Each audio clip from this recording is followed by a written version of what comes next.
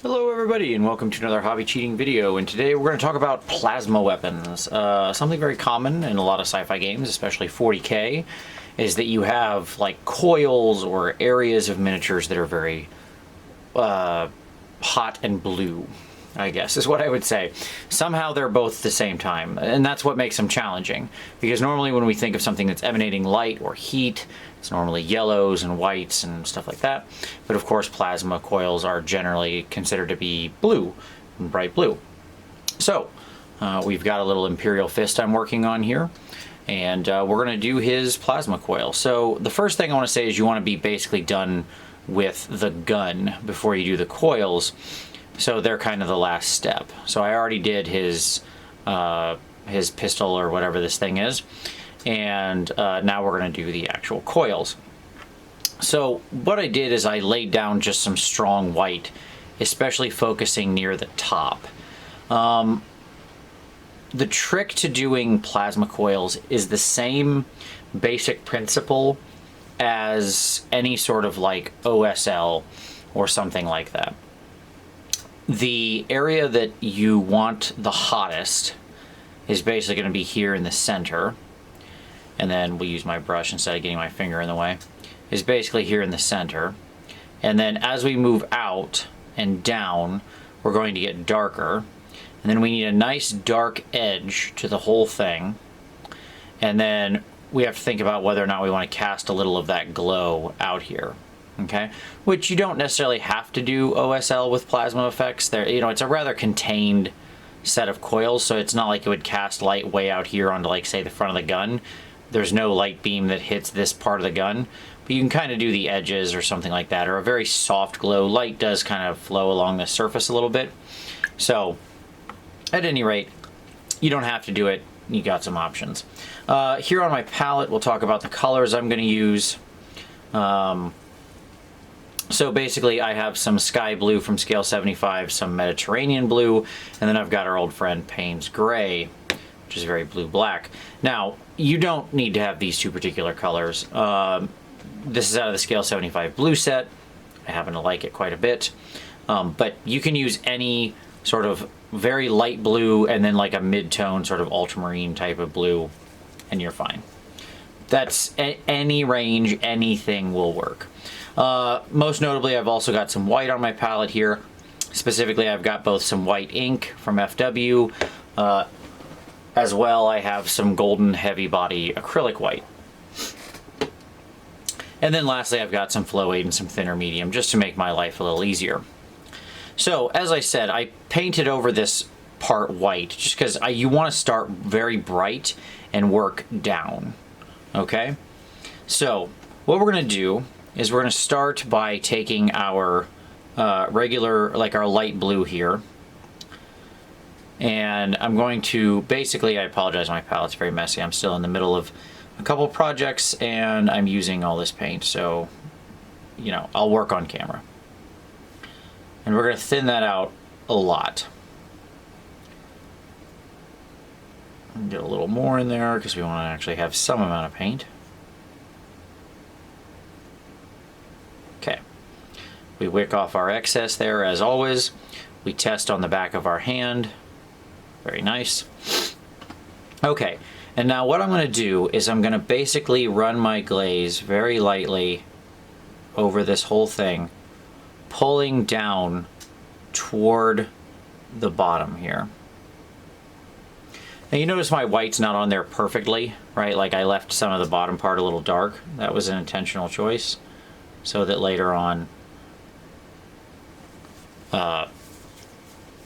that area will just be naturally darker. Now I've got this thin enough that you notice, see how it's gathering in between the coils? It's effectively acting like a wash.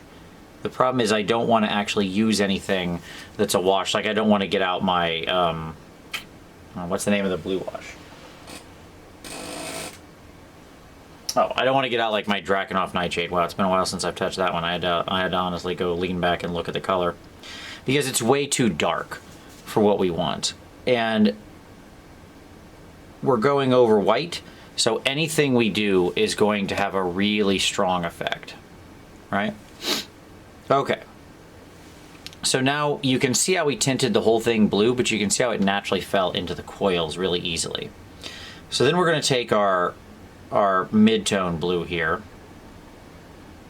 and we're going to do the same exact thing.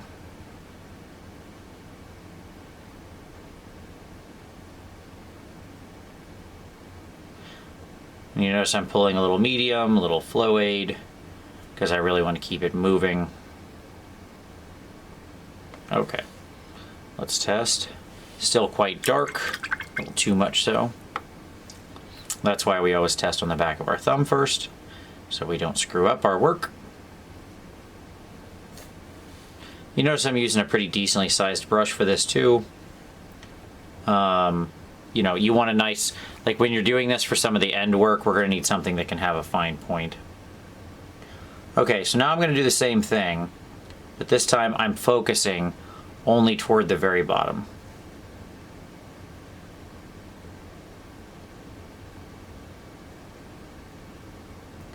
Just quick little hashes forcing that down in there. Do the same thing on the other side here.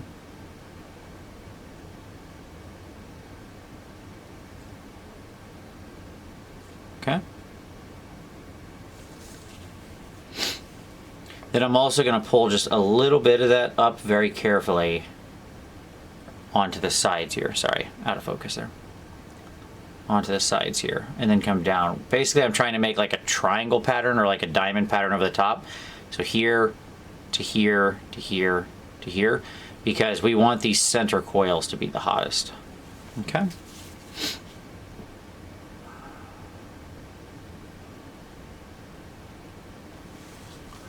Okay. So now we got that.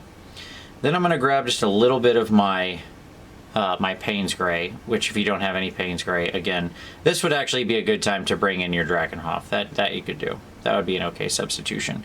But any dark blue-black is going to work. And then what I'm going to do is here in the absolute corners, I'm going to force that darker color in there.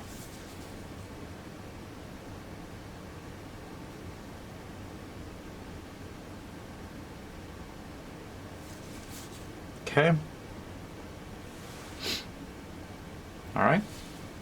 Now, I'm going to clean off my brush, and we're going to go straight into the pure Payne's Gray, which is just an ink. But again, anything very dark is going to work. And what I'm going to do is I'm going to trace the edge of this guy.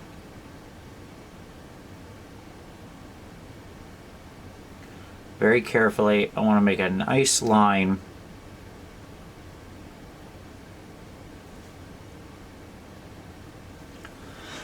Excuse me, around the edge, just to make sure I've got a nice hard separation between the coils and the gun. And this is one of those things that people often don't think about with glowing effects.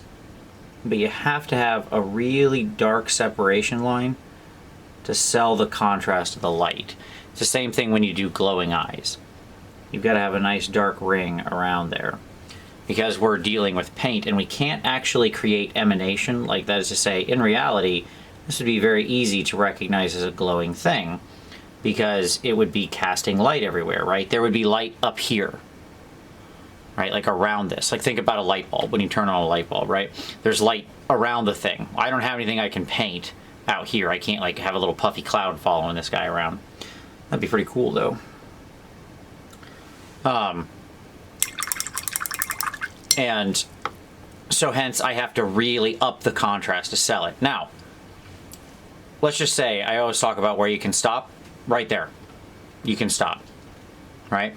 So like if that looks like the plasma effect you want, okay, you're good to go. Stop right there. Alright? Now, we're not going to stop there, obviously. That would be crazy. Who would do that? Okay. So instead what we're going to do is we're going to go ahead and take this up. So now I've got a slightly thicker version of my light blue. And what I'm going to do is I'm going to come into the top, and I'm going to make sure in between each of my coils I have a nice line. Really well established. Oops.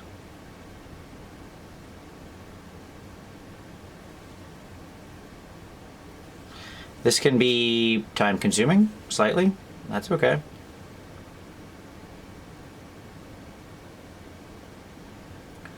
So we just very carefully, sorry, try to get this as on camera as possible. There we go.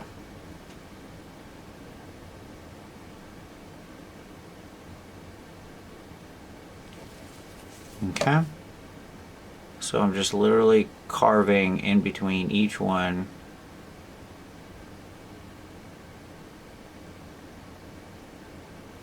Okay. All right. Now we play a very fun game, which is we're going to go up. And this is where we have to get real careful and sharp. So we're going to take some of that light blue. I'm going to grab a little bit of my heavy body white, mix it in there because it has a strong effect. Grab a little bit of my white ink because that'll get it really bright and get it flowing easier. I'm going to my flow aid. Okay, so now that I have this really light white blue, I'm going to wick off all the excess. You have to be very careful here because you cannot have this at like a wash consistency, and that's what it's going to want to be at natively. So we have to wheel that back, make sure we get enough of that heavy body in there, but still have some flow aid. Basically, we need to be able to draw some sharp, thin lines. So if you go back to my how to draw sharp, thin lines video, that's the one. Okay, so now that I have this blue-white, I test on the back of my thumb to make sure I've got a nice consistency. Okay. Get a good grip. You notice I'm bracing my hand. Right, and then what I'm going to do is I'm going to come in and hit the top of each coil.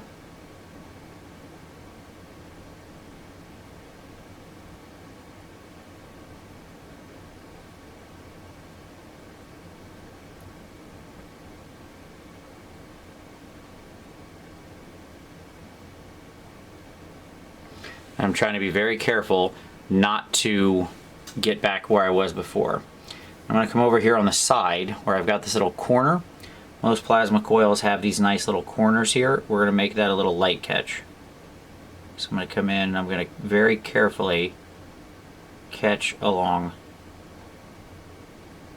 those corners.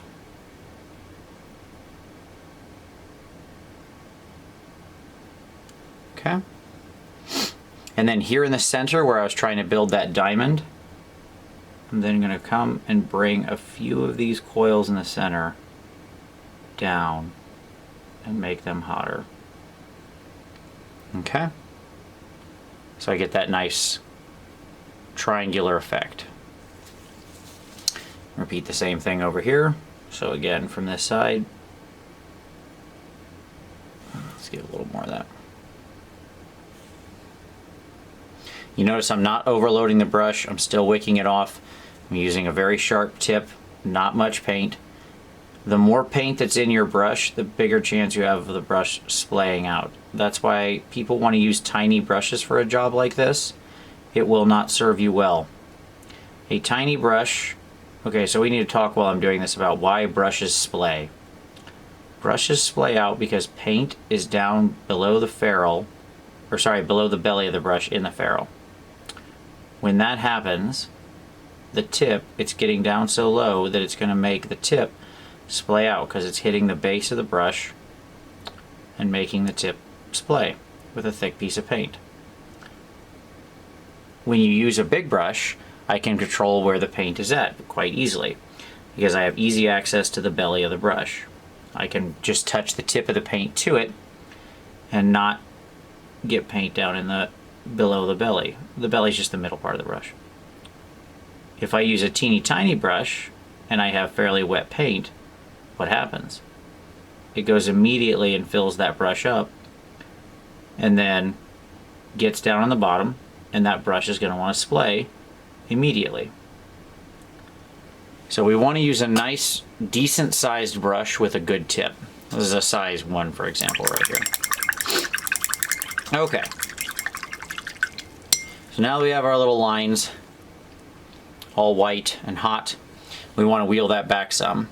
So I'm going to go into my original glaze. And then very carefully, I'm just bringing this glow effect. This is a very slight tint.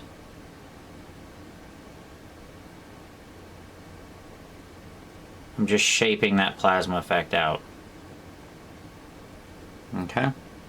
To make sure I get the exact right shape I want. I don't need to be careful here because I'm just working over the white. This glaze is so thin that it does not move any color except the white.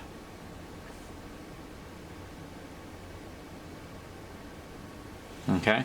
Because what I want is the center part right here and here to be super hot.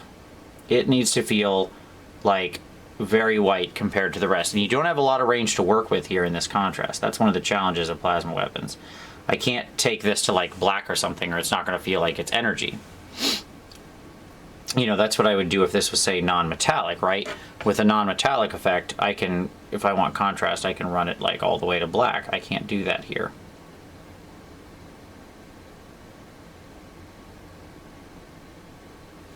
Okay. Okay, now we push the contrast all the way up. All the way. So now we're going to go into our pure heavy body acrylic white, plus a little bit of this. By the way, if you don't have these inks or this heavy body acrylic white, that's fine. Just get some flow aid. That I would highly recommend. Like, you just need some kind of flow aid. And you can use, you know, some other white paint. Like, Vallejo Model Color makes a perfectly fine and acceptable white paint. There's other things you can use.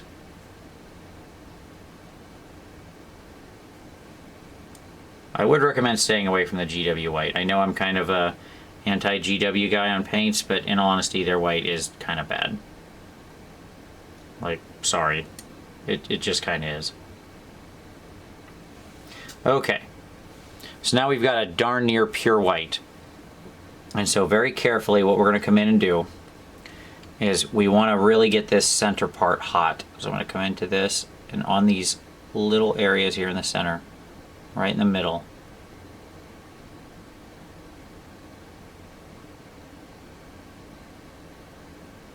I'm going to trace that triangle out. Right? And then here in the middle here, up top, let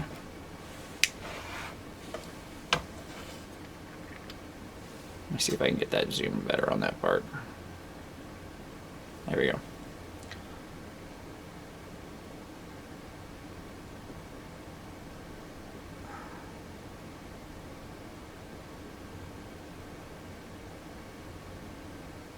We're going to run this right down the middle.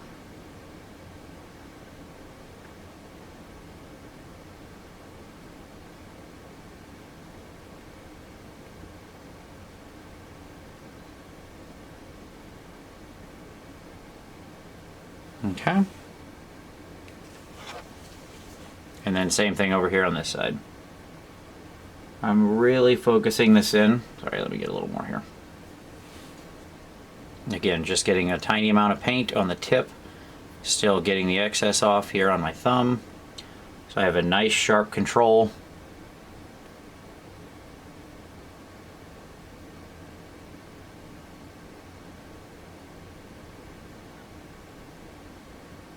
As I get toward the center, I take the lines longer. As I go back, I turn it into just dots on the corner. Okay. Let's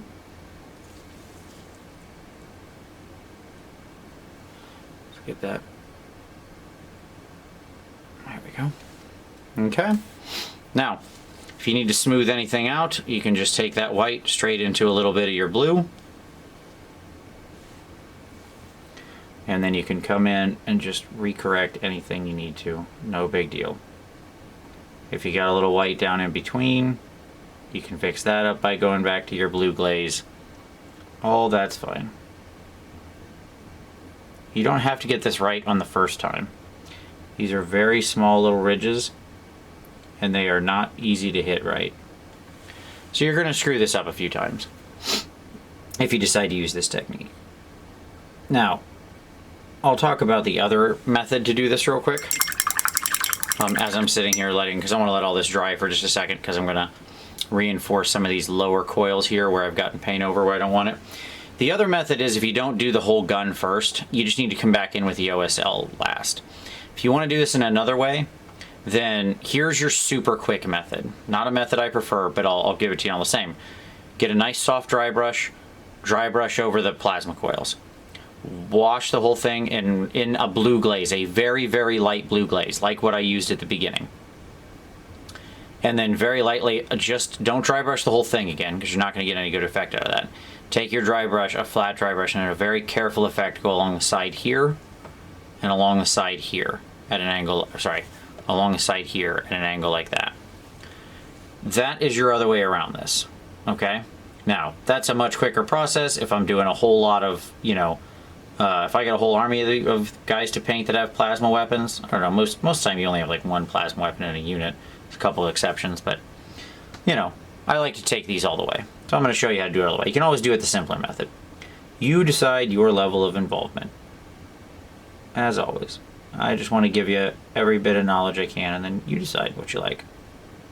So now what I'm doing is I'm taking my darker blue, not all the way down, not my ink, just my darker blue, and I'm just reinforcing some of those really deep lines.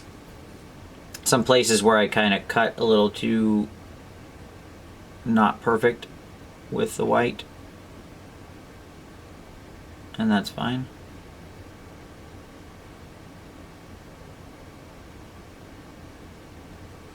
Okay, and there you go. There's your plasma weapon, nice and hot. Now I'm going to just take a moment here to talk about how we can do the OSL if you want to go that direction. If you want to go the OSL direction, then what you want to do is you're going to take a little bit of these two glazes that you made, kind of put them together. So some of the mid plus some of the light. Basically get a nice middle blue glaze. You don't want it to be as bright as the bright. You don't want it to be as dark as the dark. You just want a nice, reasonable mid glaze. Now this whole thing needs to be edged in white, and then what you're going to do is you're going to come in and you're going to very lightly hit just the edges where you already have a white highlight. Got a little too much paint on my brush.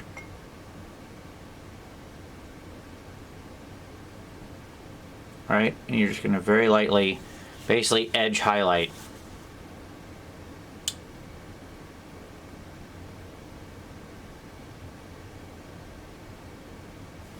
this line. Anything that would stick up and would grab some of this blue light. So like these edges. And cast a little bit back. These screws and like the top of this thing. So you just get this very subtle effect. It's not going to show on camera super well. And that's okay. You don't want this to be like smack people in the face. Oftentimes I see people do, one of the things I've seen people do with plasma weapons is they'll just take like an airbrush and just like shoot blue it at the whole gun, and nothing looks worse to me. It's so obviously airbrushed and fake looking, and I hate it. When instead a simple edge highlight and a nice thin glaze, and you can get a very subtle blue glow effect that just kind of carries over the idea that this thing is projecting light. Okay.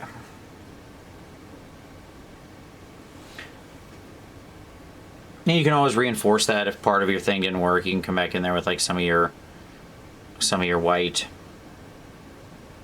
I'm just working straight in with my blue glaze, and that's fine. Like here at the front, I lost a little bit of my edge highlight. I can come back in. Just kind of catch those screws out. Maybe hit a little center line there with a little glow. Okay. A nice sharp brush is pretty important for this detail on this stuff. I'll get these screws here.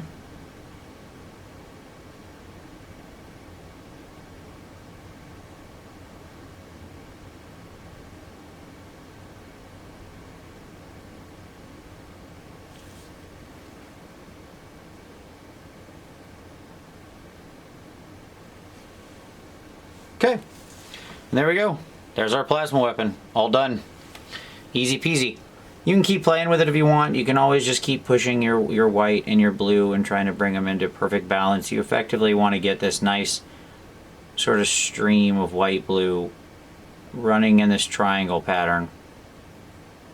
I hope that's translating what I mean by a triangle pattern. Like, from here and up, this is your hottest spot. So it's like this is the carved center of the plasma coils. But there you go. That's doing plasma weapons. Easy peasy. That gun is ready to go. Looking hot, ready to bring the pain to some Xenos and heretics everywhere and burn them down. So that's plasma weapons. If you liked it, hey, give it a like. Subscribe for additional hobby cheating. We have videos here every Saturday. But if you have things you'd like to see in future hobby cheating videos, feel free to drop them down in the comments below. This was actually a request from somebody that had come in a couple times, so I thought, hey, it's finally time to make sure we get it out there. But I'm always happy to see requests from viewers. Try to prioritize those as I can. And as always, I appreciate you watching this one, and we'll see you next time.